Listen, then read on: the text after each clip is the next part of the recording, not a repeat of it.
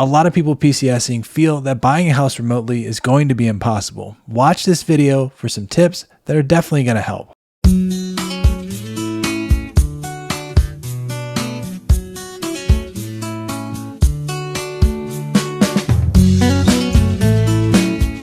Hey, my name is Rob Schou. I'm a real estate agent down here in Southern Maryland with EXP Realty, and the whole goal of this channel is to help make your move to Southern Maryland so much easier. So if that's something you'll be doing, use the contact information below. Call me, text me, and I'd be happy to help any way that I possibly can.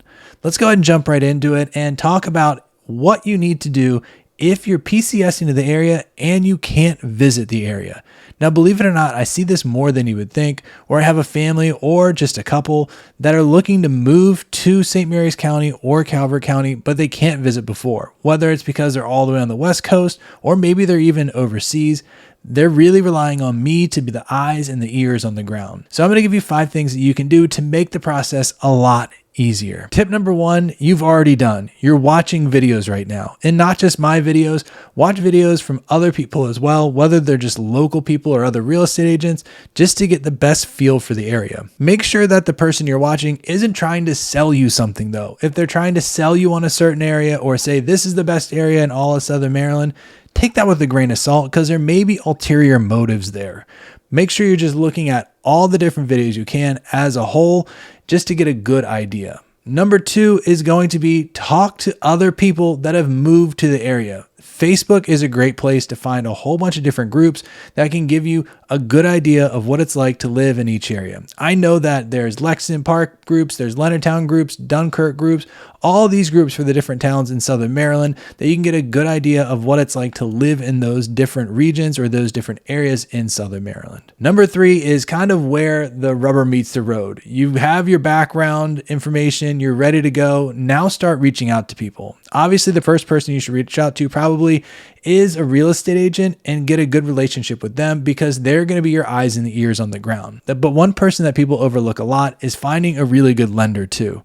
I know a lot of people like using USAA or Veterans United, and they can be solid, but the communication with those two companies can be difficult at times. I really recommend using a local mortgage broker if you can. And if you need some recommendations, I'd be happy to give them to you. But when you're using a local mortgage broker, you get a better idea of what the market is like, what kind of interest rates you can get specifically for those areas. Also, I feel like they're more flexible in working on your timeline and your time zone too.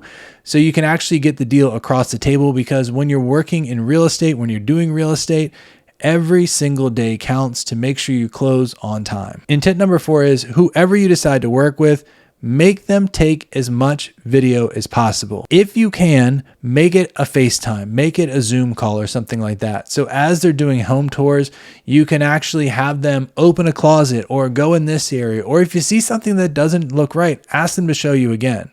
But if you can't be on a Zoom with them or you can't FaceTime with them just because maybe the timelines or the time zones just don't line up, expressly tell them everything you want to see in the house. Give them a list of things to show.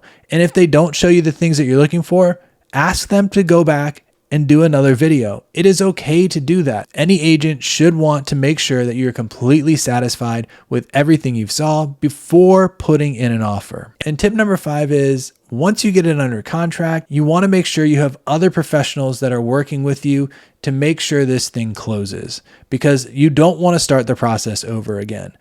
I have a great network of different inspectors and title companies, and of course lenders as well, that do a great job of working remotely. They're responsive to emails, they have good online portals, and honestly, they just understand what it's like for people like you that are PCSing to the area and how stressful it can be, especially when you can't come visit the area. Look, I know this is just scratching the surface, and if you have any questions or need any help, use the contact information below. Call me, text me, and I'd be happy to help any way that I possibly can.